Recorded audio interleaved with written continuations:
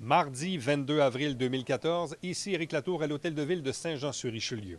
La semaine dernière, nous vous avons présenté une première série d'extraits de cette séance du Conseil. On poursuit maintenant avec d'autres sujets qui ont été abordés, notamment la problématique des vendeurs itinérants, mais également la démolition du vieux Pont-Gouin.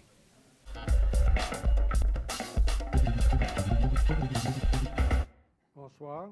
Bonsoir. Je suis M. Fontaine, je demeure dans le quartier de Jean Fontaine, là, Saint-Eugène. Moi, je fais partie des gens qui sont contre la démolition du vieux Pont-Gouin.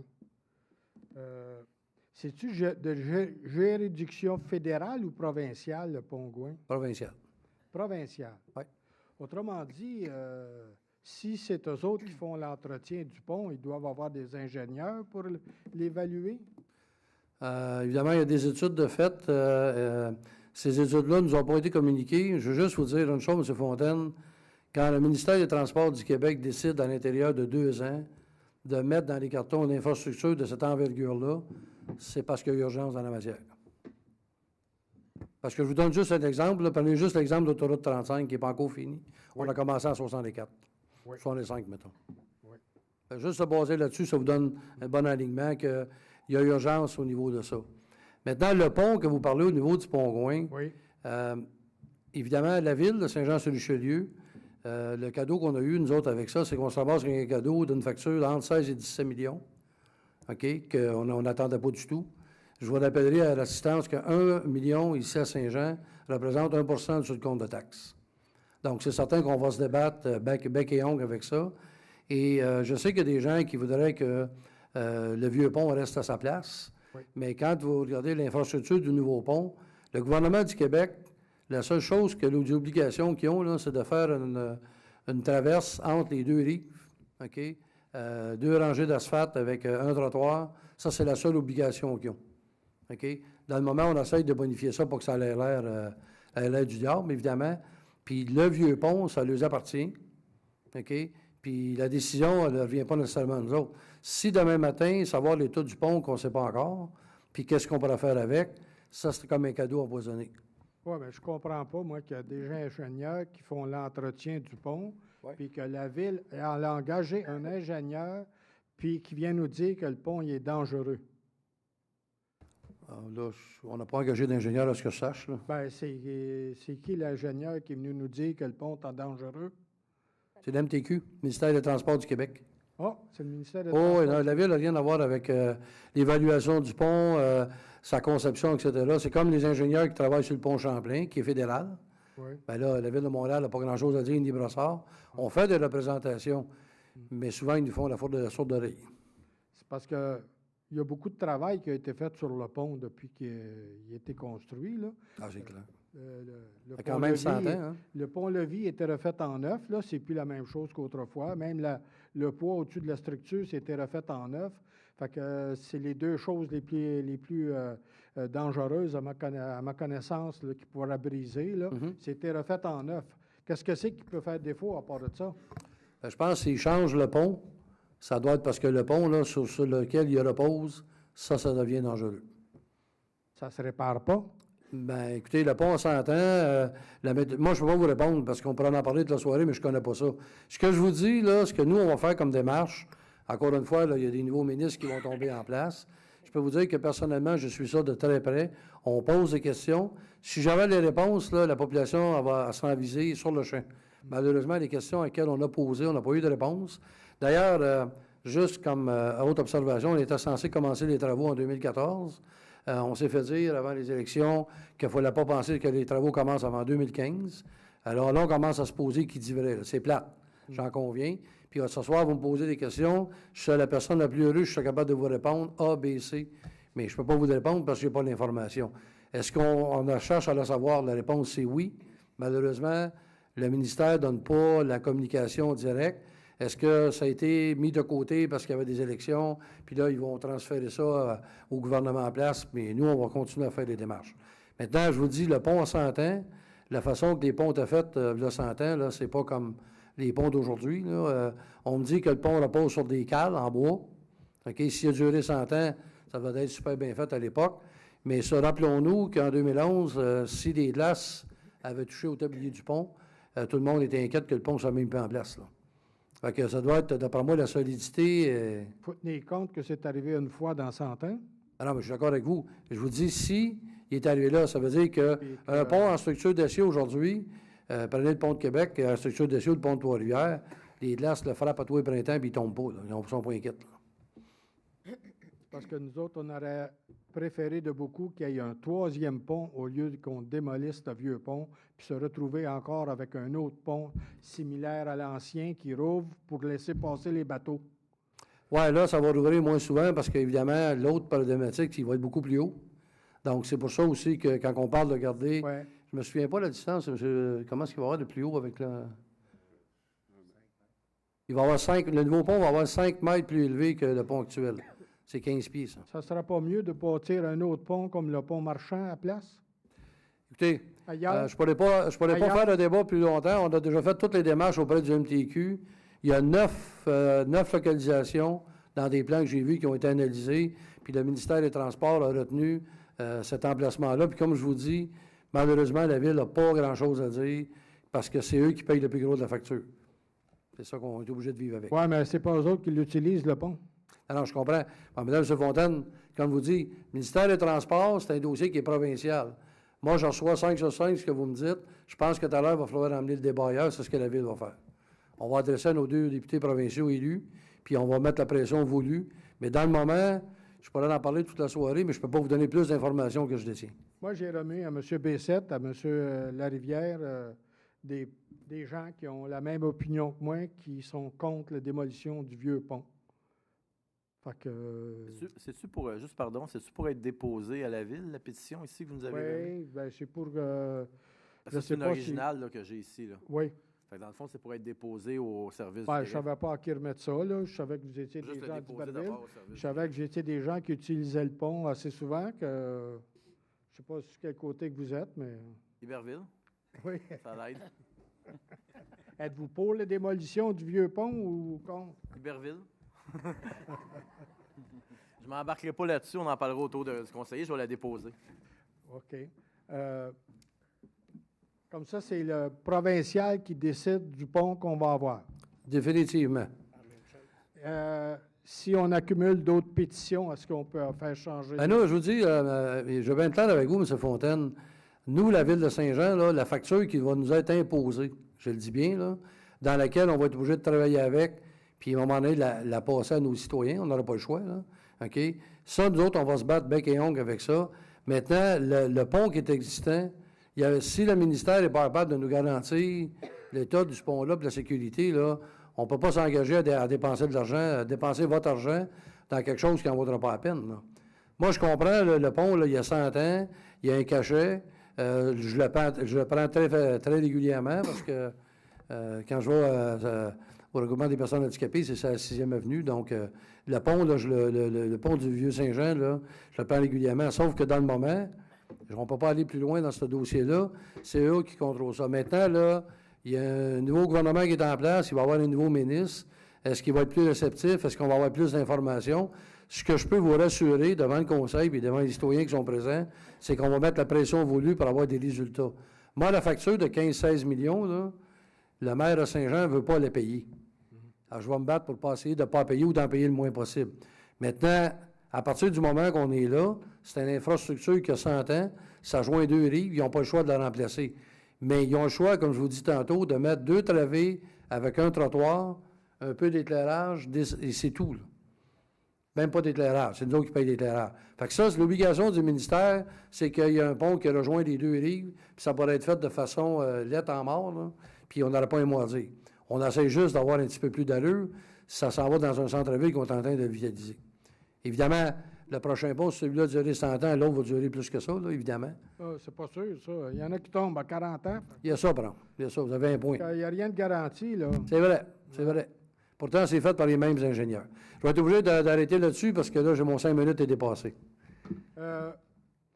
Quand est-ce qu'on va avoir une photo du projet, là, qu'on puisse regarder que ça a l'air, que ça va donner? Ben, dans les photos là, que vous avez rentrées de l'entrée sud du pont, là, les photos sont là. Les photos du nouveau pont est là. Sur le site de la ville aussi. Oui, les photos sont Il y là. a des gens qui m'ont demandé comment est-ce qu'ils vont faire pour construire un pont à côté, puis où est-ce qu'il va arriver à Saint-Jean. À Iberville, on sait qu'ils ont de la place en masse, là, pour partir là. Le pont va arriver sur la rue Saint-Jacques. Sur la rue Saint-Jacques, mais là, il y a le vieux pont, là, ils ne peuvent pas être tous les deux sur la rue Saint-Jacques. Mais le pont arrive plus haut, il va y avoir des démarches un peu, il va y avoir des contretemps, là, le temps que les reliefs vont se faire, probablement qu'il y a le pont machin qui va être utilisé un peu plus, mais je ne peux pas vous le dire. On n'a pas de calendrier des travaux, rien de ça. C'est toute la spéculation. Là. Justement, mais que l'autoroute soit ouverte, là, le pont marchand, là, il ne sera plus à nous autres. Je ne peux pas ralentir le progrès. Là. Merci. Bienvenue.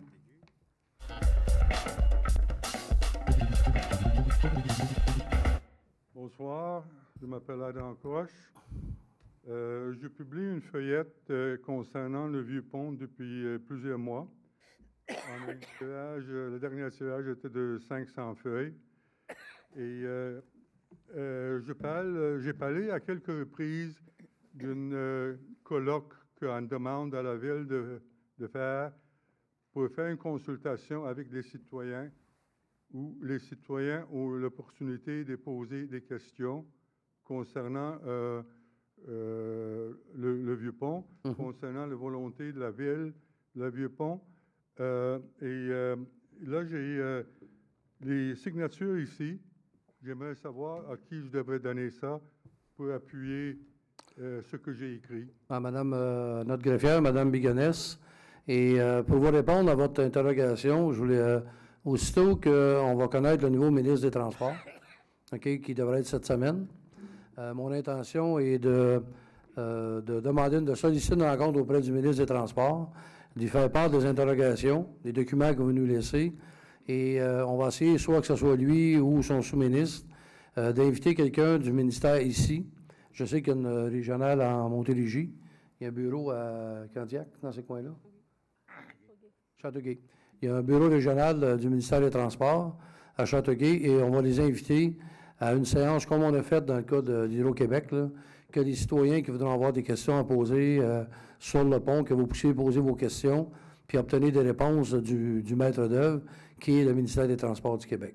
Alors ça, c'est un engagement que je prends. On va faire les démarches en conséquence dans la plus grande transparence. Donc, je donne ça à qui? À Mme Bigonès, ici, s'il vous plaît. Merci.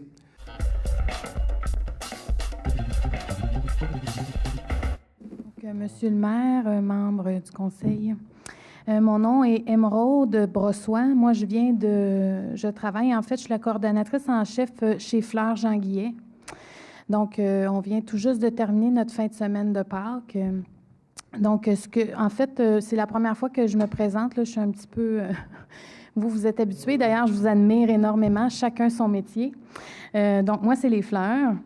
Donc, la requête là, est faite pas juste en notre nom à nous, est faite au nom de toutes les fleuristes de la région de Saint-Jean-sur-Richelieu. Donc, je vous apporte une lettre qui a été remise. On a rencontré le directeur du service de l'urbanisme, M. Luc Castonguay. C'est lui qui nous a, en fait, qui m'a fortement conseillé de venir vous rencontrer pour vous mettre au parfum du pourquoi on est ici. Là. En fait, c'est que nous, on a des grosses fins de semaine dans l'année. La Saint-Valentin, ça c'est sûr que Pâques, la fête des mères, bon, là, on est dans la semaine des adjointes administratives, là, la semaine des secrétaires, finalement. Mais le problème qu'on a dans la région, c'est qu'il n'y a pas de permis, en fait. Les permis sont émis de façon assez... En tout cas, je ne sais pas comment vous émettez vos permis, mais on a souvent des chapiteaux qui sont... nous, on travaille toute l'année et Dieu seul sait à quel point les fleuristes travaillent fort. Là. Il y a tellement de gens qui viennent nous voir en nous disant « Mon Dieu, c'est beau, votre métier. Vous n'avez pas idée à quel point on travaille fort. » Donc, on travaille fort toute l'année pour ces fins de semaine-là qui sont très lucratives pour nous.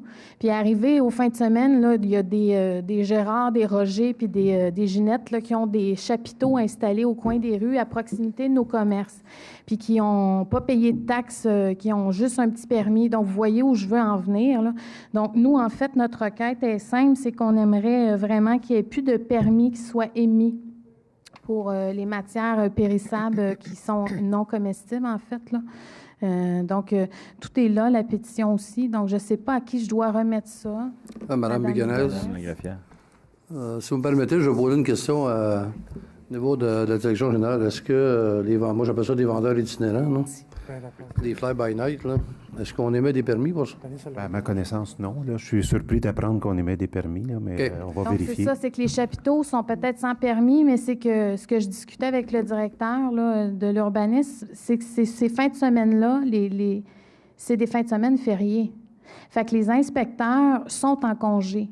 Donc, la requête qu'on demande, en fait, c'est qu'il n'y aurait pas moyen à Saint-Jean de travailler en partenariat avec la police pour qu'on puisse... Là, je vous ai remis aussi à même le dossier. Il y a d'autres municipalités qui se sont tenues debout, là, dont Drummondville, qui ont en fait tellement élevé, là, ils n'ont plus le droit d'avoir des lapins, des hommes sandwich, un paquet de choses. Ils ont mis, je pense, ça prend une clôture de 12 pieds alentour du chapiteau. Un paquet de choses, finalement, qui ont augmenté là, dans la réglementation municipale pour éviter qu'il y ait de la vente itinérante comme ça à tous les coins de rue. Là, il y a la fête des mères qui s'en vient. Puis la fête des mères, c'est souvent une fête où il y en a beaucoup de chapiteaux parce qu'il fait plus chaud. Donc, les gens, ils vendent. Puis en plus, c'est important de dire que nous, depuis les 20 dernières années, notre réalité a énormément changé. Avant, les fleurs, on trouvait ça juste chez le fleuriste. C'est sûr que chez le fleuriste, on fait des choses extraordinaires, là, mais là, on en trouve dans toutes les épiceries, presque les supermarchés, je me répète, le supermarché, les pharmacies. En tout cas, il y a beaucoup, beaucoup de gens, pour ne pas les nommer, là, je nommerai pas les grandes bannières. Fait qu'en plus, on a compétitionné avec ces gens-là, plus, je vous demande pas de... C'est sûr que si on pourrait se tenir à Saint-Jean, ça serait bien, là, mais qu'il n'y ait plus... qu'il n'y ait plus de chapiteaux, au moins que la police puisse faire quelque chose, puis qu'on puisse les dénoncer, ces gens-là, la fin de semaine, puis qu'ils puissent retirer leurs chapiteaux. C'est notre requête. Je pense que votre demande, elle est très légitime. J'ai une épouse qui a déjà eu dans sa carrière être fleuriste et je sais à quoi vous faites allusion. Ouais. On va faire des vérifications, mais personnellement, je peux vous dire que, effectivement, quand vous dites que vous payez des taxes, c'est la compétition. À l'interne d'un bâtiment, chacun peut faire ce qu'il veut à l'interne, mais à l'externe, des chapiteaux improvisés, ça, je pense qu'on peut se tenir debout.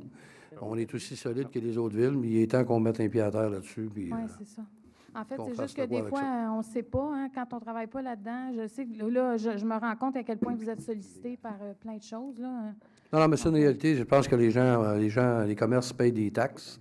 Je dis à l'intérieur des bâtiments, oui, effectivement, il y a de la compétition partout à l'intérieur de ça, mais sauf qu'à l'extérieur, avec notre permis, sans savoir où ça s'en va, etc., C'est ça. moi, je pense que j'appelle ça, dans mon terme à moi, des vendeurs itinérants. Là, donc, ça n'a pas sa place. Je pense que la Ville doit respecter les commerces qui ont pignon sur rue, qui desservent la clientèle 12 mois par année, beau temps, mauvais temps. Donc, on va statuer là-dessus, on va en prendre des regards, mais je sais que faire des mères, c'est deuxième fin de semaine. De mai, là. Donc, c'est un bon exemple, mais on va prendre des mesures qui s'imposent. On Je va vous essayer remercie d'être énormément trop de efficace. votre écoute. Merci de Bonne nous soirée. apporter ce fait-là. Merci.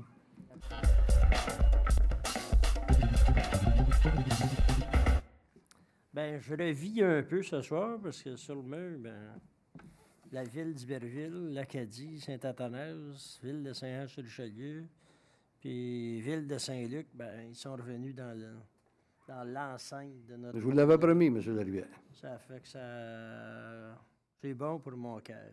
C'est bon. Fait que je vous remercie beaucoup. Bienvenue.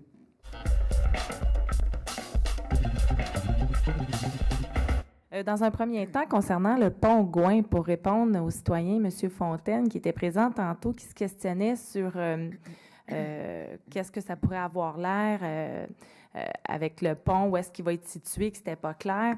J'inviterais les gens qui se questionnent par rapport à ça à venir au salon d'été, parce qu'il va y avoir un kiosque qui va être dédié à la revitalisation du centre-ville. Donc, vous allez pouvoir poser vos questions, puis il va y avoir des photos aussi du pont, qu'est-ce qu'ils pensent, qu'ils veulent. Bon, bref, il va y avoir des photos. Puis, si les gens ne sont pas disponibles, le salon d'été est du 25 au 27 avril, donc ce week-end. Si les gens ne sont pas disponibles, ils peuvent toujours se présenter mardi, le 29 avril, ici, au conseil de l'Hôtel de Ville à 19h, parce qu'il va y avoir une séance d'information sur les phases du projet de la revitalisation du centre-ville. Donc, ça serait une autre occasion de venir me poser des questions concernant le pont Gouin. Dans un deuxième temps, j'aimerais parler du comité des usagers du transport. Nous avons sélectionné les citoyens, les usagers. On va faire appel la semaine prochaine. On va les appeler et on va les contacter. J'aimerais rappeler les critères sur lesquels on a sélectionné ces gens-là. Entre autres, il faut que ce soit des usagers du transport urbain, c'est-à-dire ils prennent la 30, la 33 ou la 32. Et puis, il faut que ça soit une personne retraitée. Il y a un autre profil, c'est une personne, un nouveau arrivant qui est un usager du transport, donc quelqu'un qui arrive d'ailleurs d'une autre ville, a des yeux, il a un autre paire de lunettes en regard à ce qui traite le transport en commun. Un jeune du cégep, puis on a 2 usagers entre 30 et 40 ans qui représentent les familles et les travailleurs. La première réunion aura lieu le 6 mai prochain à 19h à l'Hôtel de Ville. Et comme j'ai dit tantôt, les gens qui ont été sélectionnés vont être contactés la semaine prochaine. Dans un troisième temps, le 27 avril prochain, c'est Opération Grand Nettoyage. Donc, j'invite les gens à y participer. C'est de 10h à 13h dans un parc près de chez vous. J'invite également mes collègues conseillers à y participer. Je sais que Claire, elle va être... tu vas être où, Claire? Dans quel parc? Boisé-Choquette. Boisé-Choquette. Moi, je vais être au parc Honoré-Mercier. Je vais attendre les citoyens. J'ai mon collègue aussi, Justin Bessette, je pense qu'il va être de la partie. Donc, j'invite les autres conseillers à y participer dans votre district. Je pense que les citoyens vont être heureux de vous voir. Puis si je reviens, on a fait une chasse au coco ce week-end, un rallye pédestre qui a bien marché. On a eu 468 personnes qui y ont participé. Puis, je voulais juste remarquer et remercier le fait qu'il y a des élus, entre autres Hugues Larivière et Justin Bessette, qui ont participé à cet événement. Puis, je pense que quand c'est soutenu, puis quand il y a de l'engouement, puis quand il y a des élus, quand il y a plusieurs... Je pense que ça motive les gens à vouloir s'impliquer également. Ça motive aussi les bénévoles à s'impliquer davantage. Donc, je voudrais vraiment vous remercier pour votre appui. Justin, ton animation de lapin rose, là, vous allez probablement avoir des photos sous peu. Merci, Justin. Puis merci aux organisations aussi. Il y a 9 organismes communautaires qui ont travaillé ensemble, puis des organismes de la ville, si je parle de la Société de développement, si je parle de tourisme au Richelieu, si je parle du musée, tout le monde a embarqué. Puis je pense que quand tout le monde embarque comme ça, on est capable de faire des belles choses. Alors voilà, je veux remercier toutes les personnes impliquées, les bénévoles impliqués, le support des organismes et les commerçants aussi.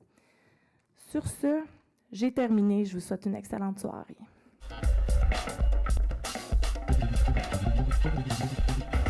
J'aimerais féliciter Mélanie pour son initiative de course au coco qui a bien réussi. J'ai pas pu être présente, j'étais à l'extérieur de la ville, mais je suis sûre que c'était un vrai succès. J'aimerais aussi apporter mon appui à M. Guillet concernant les fleurs Jean Guillet. Je suis d'accord avec lui parce que c'est vrai que sur le boulevard du Séminaire, les fins de semaine, qu'il y a des événements ou quoi que ce soit, il y a beaucoup de chapiteaux.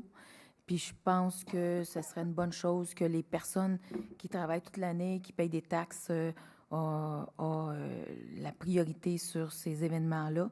Étant donné que M. Guillet est dans mon district, donc je vais faire un suivi là-dessus. Je sais qu'il est parti, là, mais quand même, je vais vérifier ça pour voir à ce que ce soit possible. Merci. Bonne soirée.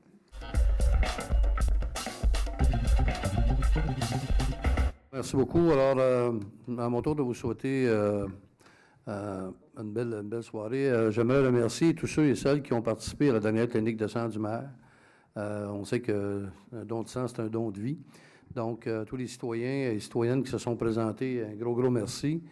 Évidemment, Justin parlait de lapin, donc je lui ai dit que je me contentais de faire le Père Noël comme l'an passé, mais le lapin, ça prend des gens un petit peu plus minces un peu pour faire partie de ce déguisement-là. Félicitations à l'organisation. Merci aux commerçants de s'être impliqués, aux citoyens de partager un peu cette vision-là. Donc, on veut redynamiser et je pense que c'est d'être solidaire qu'on finit par avancer. Merci aux membres du Conseil. On avance rapidement, puis au niveau des citoyens, je pense qu'on travaille ensemble. C'est ce qu'on s'était dit, agir ensemble pour le bien-être des citoyens. Et ça nous fait toujours plaisir de répondre.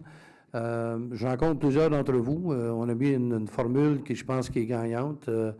Les gens appellent soit mon adjointe ou soit, quand on demande Mme Martin, et on se fait un devoir de préparer des dossiers, de faire en sorte qu'on puisse vous accompagner. Au niveau des jeunes, bien, je veux juste mettre l'emphase, effectivement, de ne pas vous inquiéter. On a un projet qu'on travaille très fort et ça avance rapidement. Il y a de belles choses qui s'en viennent. Il y a de belles choses au niveau économique.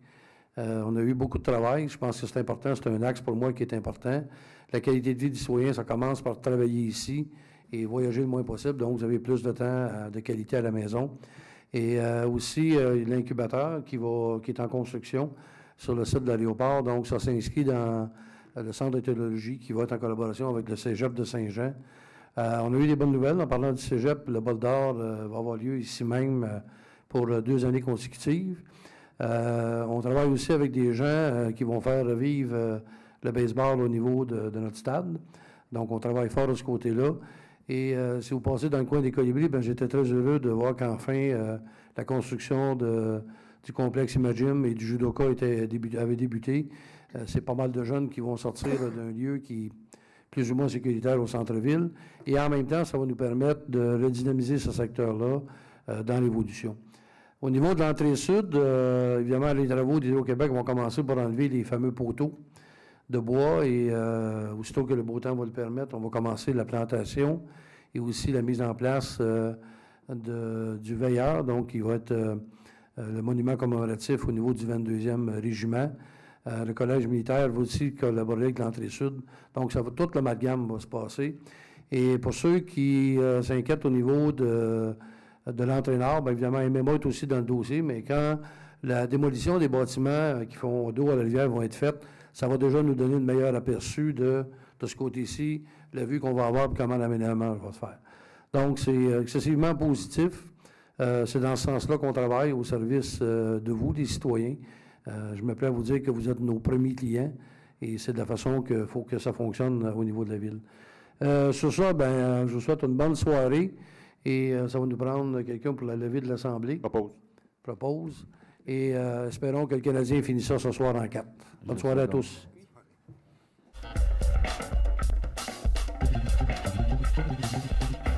Merci d'avoir été là. On se fixe rendez-vous la semaine prochaine alors que nous allons vous présenter de nouveaux extraits de la prochaine séance du Conseil de ville prévue pour le lundi 5 mai 2014. Ici Éric Latour à l'Hôtel de Ville de Saint-Jean-sur-Richelieu. Bonne journée, bonne soirée.